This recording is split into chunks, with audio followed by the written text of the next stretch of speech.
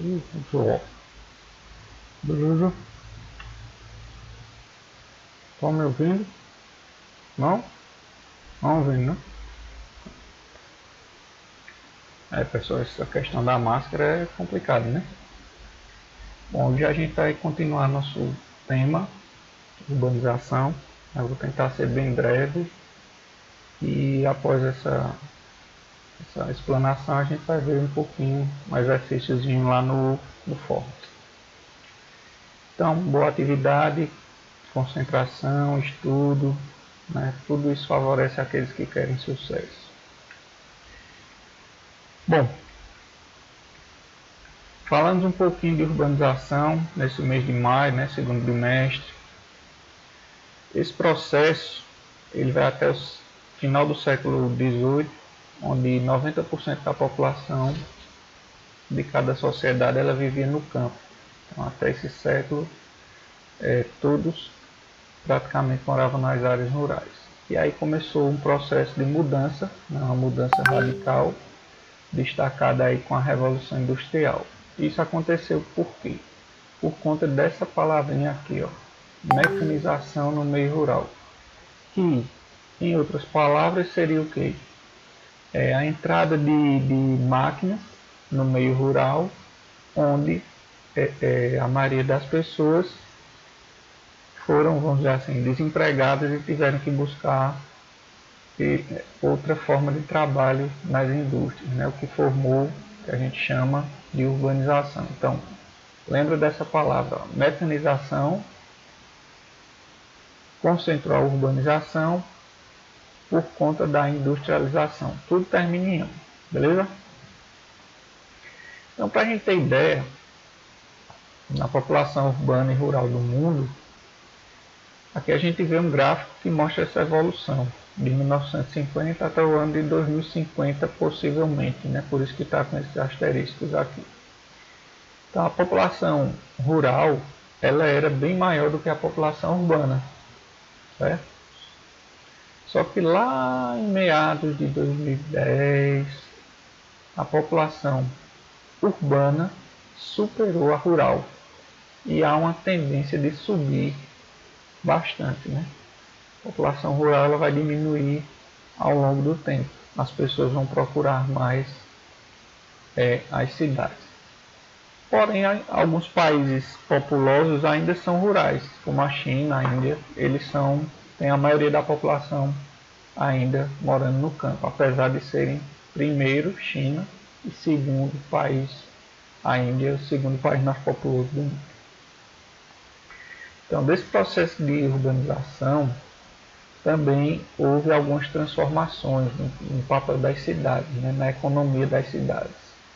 Elas promoveram diversas transformações, né? Por exemplo, o ritmo de vida das pessoas. Então, se a gente pegar o ritmo de vida de uma pessoa de uma cidade pequena para uma de uma cidade grande, a gente vai ver muita diferença, né? Isso pode ser condicionado por diversos fatores, como o deslocamento diário. Vou dar um exemplo. Um estudante de Recife, ele tem que pegar 2, 3 ônibus para chegar até a escola, ou um trabalhador pegar várias conduções para chegar ao trabalho. O espaço urbano ele também facilita muita coisa, né? Como a questão da alimentação, roupa, medicamento, acesso a eletrodomésticos, né? Então, por exemplo, nem tanto hoje, né? Angelim melhorou muito essa questão de acesso, né? Hoje a gente tem loja, a gente tem farmácia, tem loja, tem supermercado, mas antes era uma dificuldade um pouco maior. Então, atualmente, o que facilita essa interação nas cidades, né? Entre campo e cidades, é a questão das telecomunicações, filmes, novelas, propagandas, né? Então, o espaço rural eles se complementam, né? Um depende do outro. Isso chama-se interdependência. Lembra dessa palavra também. Um depende do outro. Um fornece uma coisa, outro fornece outra. Então, o meio rural ele fornece alimento, matéria-prima, né, para as indústrias e recebe os materiais manufaturados. Então, isso aconteceu ao longo do tempo, né? há milênios. Então toda cidade ela depende do meio rural, né? Então para se fazer o macarrão depende do trigo, e o trigo não pode ser plantado na cidade. Então o campo era bem mais importante do que a cidade, só que houve, a partir da Revolução Industrial, uma mudança, né? Atualmente o campo depende da cidade. Então qual a diferença, né, entre essas atividades? Eu estou com sono aí. No espaço rural, a atividade do setor terciário, né? Para a gente relembrar, ó, primário, secundário, terciário. Primário, produção de insumos, né? de matérias primárias. Vou dar um exemplo: o leite. O leite vai para a indústria transforma no iogurte, que vai para o setor terciário, que é o comércio. Isso acontece no espaço urbano, que vai para o espaço, aliás, do espaço rural, que vai para o espaço urbano, onde ocorre essa transformação. Ó. Leite, rural. Iogurte, secundário. Venda, terciário. Se você for pensar em vários produtos, eles passam por esses três setores. Então, com essa questão das técnicas, né, da biotecnologia, o espaço agrícola ele também começou a ter condições de fazer isso, né?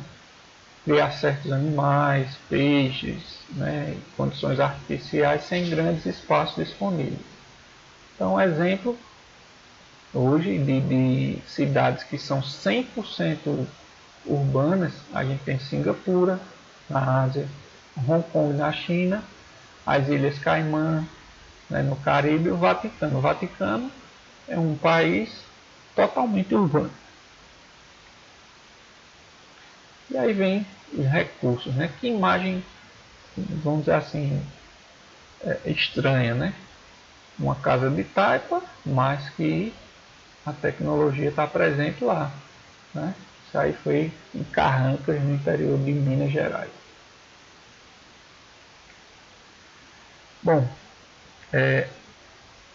a urbanização ela passa de limites, né? Não é só as cidades. Esse processo de urbanização ele está ultrapassando os limites territoriais das cidades, né? Como exemplo de hotéis fazendas, flats, né? O Pesca e Pague, o ecoturismo, né? Que está sendo muito forte nas cidades, né? As pessoas estão deixando as cidades grandes para ir para as áreas rurais para, vamos dizer assim, ter uma qualidade de vida melhor. E nas áreas rurais elas têm que se adaptar, né? Comunicação, internet, tudo isso faz com que elas melhorem. Aqui a gente tem três exemplos disso aí, né? Um complexo agroindustrial, né? Isso aqui é uma usina de cana-de-açúcar, fica na área rural, mas é uma indústria dentro da área rural. Aqui a gente tem a comunicação, né? E aqui a gente tem um local um espaço de turismo, né? As pessoas vêm para cá, se hospedam para passar um período fora da área urbana. Então, diante disso, é possível perceber que a urbanização e a modernização da economia acabam determinando o surgimento de formas complexas de organização social. Bom, aí é onde a gente vai chegar. Essas transformações a gente vai ver de uma forma chamada de hierarquia urbana, certo? Essas características a gente vai entender um pouquinho através de um gráfico que a gente vai ver mais à frente. Então, com a urbanização, aumenta os fluxos de mercadorias, pessoas, capitais, informações. Né? Então, a gente pode citar o exemplo de Angelim Centro. Né? Quantos caminhões de mercadoria chegam, quantas pessoas passam, né? Quanto dinheiro gira, quanta informação é repassada dentro das cidades. Elas concentram hoje escolas, universidades, centros de pesquisa, né? Então, uma depende da outra. Olha uma palavrinha aí, ó. Interligação, né? Essa interligação ou interdependência faz com que uma dependa da outra. Então, na formação de uma rede urbana, ela acaba sendo estruturada tudo que eu falei, ao som de novo. A hierarquia urbana. Vamos tentar entender o que é essa hierarquia, né? Elas concentram em diversos setores, né? Empresas estrangeiras, universidades, centros de pesquisa, aeroportos, portos, rede de energia, telefonia, rodoviárias. E a gente pode citar aí uma ligação muito forte aí dentro dessas duas cidades aqui no Brasil, São Paulo e Rio, são os dois principais fluxos de hierarquia urbana no Brasil. Elas não estão ligadas, né, não estão conurbadas, mas uma depende da outra diretamente. Bom, então o que é essa hierarquia? A urbanização de uma sociedade ela depende de uma rede, que é a integração de cidades, né, que vai de pequenas ou locais até metrópoles ou grandes cidades gigantescas. A regra geral é que para milhares de pequenas cidades existam centenas de cidades médias ou poucas metrópoles. Uma rede urbana é um espaço hierarquizado a partir da influência, o que é que ela tem de economia, de política, de cultura. Essa hierarquia ou relações de comando, ela prossegue das cidades médias para as menores e assim por diante. Então vamos ao exemplo aqui para a gente fechar. Antigamente era um esquema muito clássico. Vamos citar aqui, vamos ver o exemplo. Quatro Bocas, Angelim, Garanhuns, Caruaru, Recife. Certo? Era uma linear. A gente teria, por exemplo, se um cara ficasse doente lá em Quatro Bocas, ele ia para a cidade, depois para um centro maior para ser transferido para Recife. Hoje, essa hierarquia ela tem um ponto diferente. O primeiro ponto ainda continua o mesmo, mas hoje de Angelim eu já posso ir para a metrópole regional ou posso ir diretamente para uma metrópole nacional, São Paulo.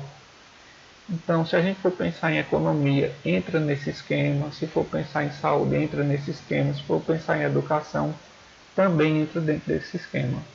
Certo? Deu para compreender? Então, fique bem claro. Então, como é essa saída dos trabalhadores?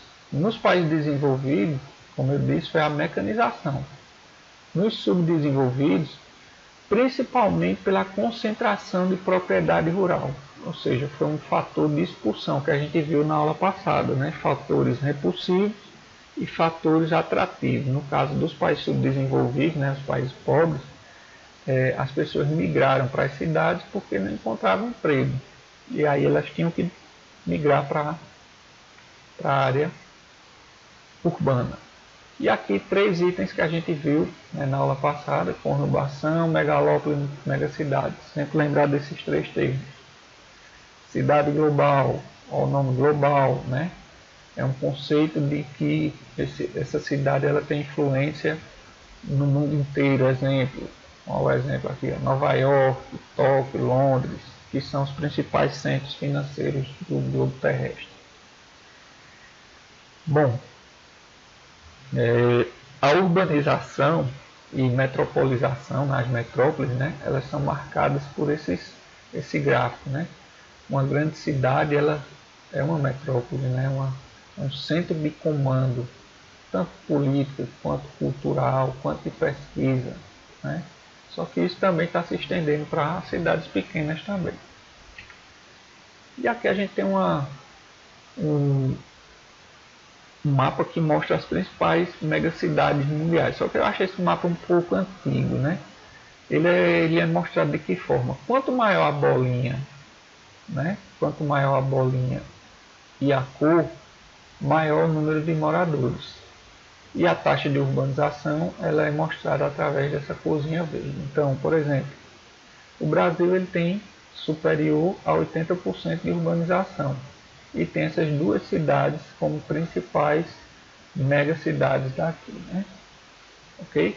Então, Tóquio, Nova York, Cidade do México, né? São Paulo, são grandes cidades, né?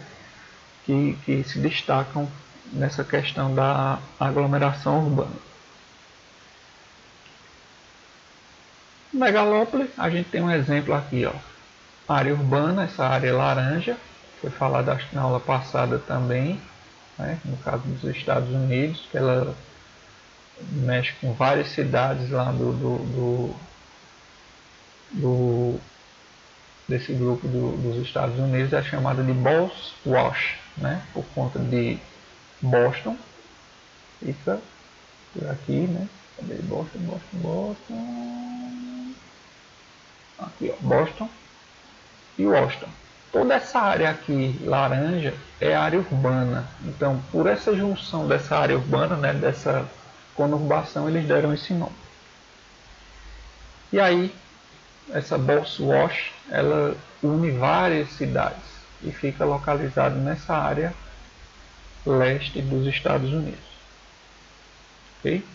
Ela tem outras também, né? Tem essa de São Francisco, a Chips também. E aí, tchau e benção. Bom, gente, a gente vai ter uma atividadezinha no Google Forms. Vocês entram lá. Espero que tenham ajudado. E vamos dar continuidade a esses assuntos que são assuntos para avaliação.